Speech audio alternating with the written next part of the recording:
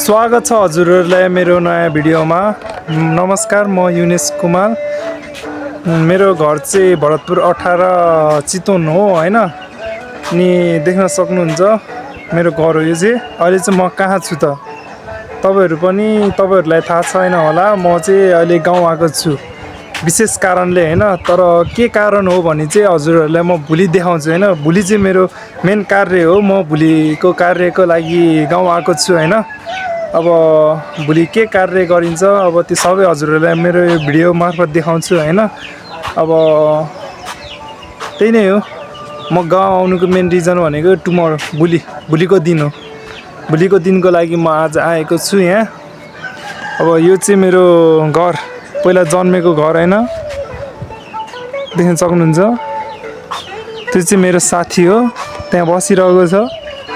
अब भोलिको दिनहरु के कस्तो हुन्छ तपाईहरुलाई सबै देखाउने नै छु म है। त्यही नै हो।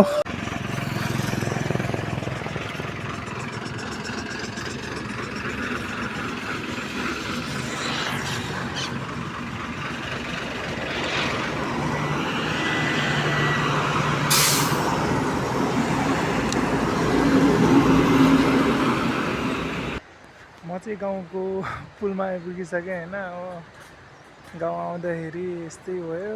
अब गाडी नि प्याक भयो। भिडियो नि इन्ट्रो नि गर्न पाएन ढिलो भएर हैन। अब इन्ट्रो नि घरतिर गएर बनाउला। भच्चेको गाडीमा आएको, अलि त्यो गाडीमा चाहिँ अलि प्याकै हुन्छ। भच्चेको गाडीमा आयो भने चाहिँ अलि हामीलाई डाइट नि पर्छ हैन। अनि बारपाककोमा आउँदाखेरि नि पर्छ, राम्रो हुन्छ हैन। अब देख्न सक्नुहुन्छ है, मैले चाहिँ यत्रो सामान ल्याएँ। पछाडि ब्याग पनि छ, देख्न सक्नुहुन्छ हाम्रो गाउँको दरौदी। अब हाम्रो घर चाहिँ त्यहाँ हो, त्यहाँ पुग्नु पर्छ है। साथीलाई बोलाउन त बोलाएको छु, अहिले लिन आउँछ होला नि। म चाहिँ घर आइपुगिसकेँ हैन। अब यहाँ चाहिँ आमा हुनुहुन्छ, कुखुराहरुलाई हाल्दै हुनुहुन्छ आएर।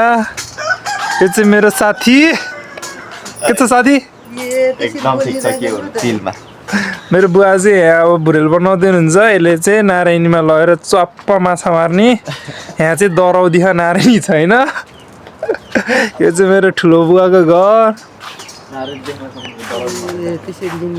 यो बेलाउतीको रुख हैन। गयो त यार, कहाँ गयो त? छिपडा जानला? रोक्नु मन जान्छु। पैसा हाल्दियो नि त, भाडा हाल्दियो नि त।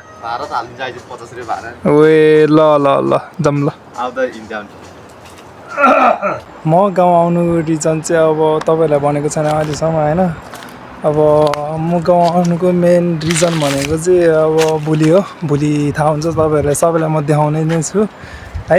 अहिले चाहिँ हामी बजार गएर आएको। बजार यसो हल्का खाजासाजा किनेर अब मेरो साथी र म गएको। साथी चाहिँ अगाडि छ हैन, हेर्न सक्नुहुन्छ। ओइ काँक्रो किनेर आएको है। अब खाजासाजा नि खानु पर्यो नि त गाउँमा आएपछि, त्यही भएर अब काँक्रो किनेर आएको। के खाने हो गेस गर्नु होला है। खाजा चाहिँ हामीले चाउचाउ वाइ चाउचाउ साधेर खान लाग्यो। त्यही भएर अहिले खाजा खान देखाउँछु। खाजा बनाइसकेपछि देखाउँछु हजुरहरुलाई। यो चाहिँ दरौदी, यो मेरो साथी हैन। अब यहाँ शीतल छ, यस्तो दामी शीतल आउँछ। यो रुख देखेर चाहिँ अब हाम्रो बाल्यकाल याद आउँछ। किनभने हामी यो रुखमा पहिले बच्चैदेखि हैन हाइड एन्ड सी खेल्थ्यो कि। अब हाइड एन्ड सी भनेको त हजुरहरु सबैलाई थाहा नै छ है, लुकामारी।